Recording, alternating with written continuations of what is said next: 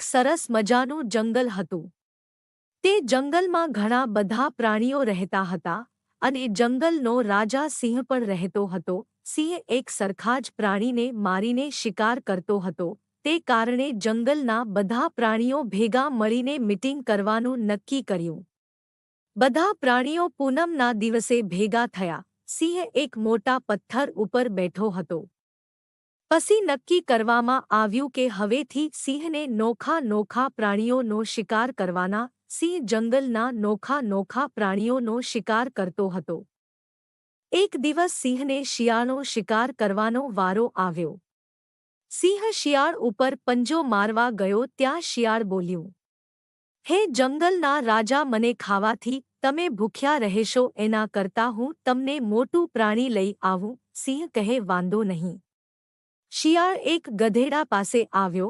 શિયાળ કહે, ગધેડાભાઈ, જંગલના રાજા તારા બે મોઢે વખાણ કરતા હતા કે તને જંગલનો પ્રમુખ બનાવવાની વાત કરતા હતા।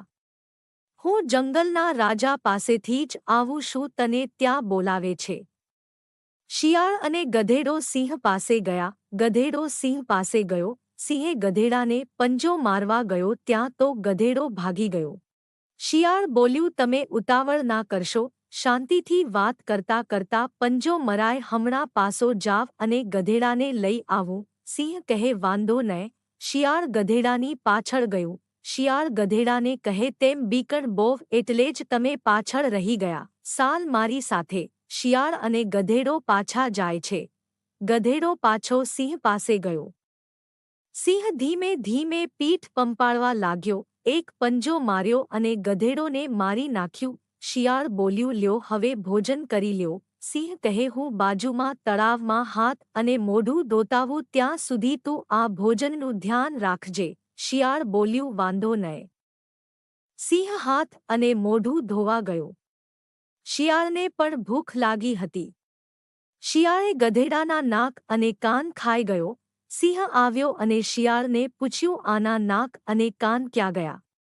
શિયાળ કહે, ગધેડાને નાક કાન ન હોય। સિંહ કહે, હું જંગલનો રાજા છું, મને ખબર પડે કે ગધેડાને નાક કાન હોય। શિયાળ કહે, એવું નથી, ગધેડાને નાક કાન હોય જ, પણ આવા અમુક ગધેડાને નાક કાન ન હોય। તે બીજી વખત પાછું આવ્યું। શિયાળ કહે, તેમ ભોજન કરો અને હું રજા લઉં। શિયાળે પોતાની બુદ્ધિથી પોતાનો જીવ બચાવી લીધો અને ગધેડો મૂરખ હોવાથી તે મરી ગયો। આ વિડિયોને લાઇક કરો, શેર કરો અને અમારી ચેનલને સબસ્ક્રાઇબ કરો।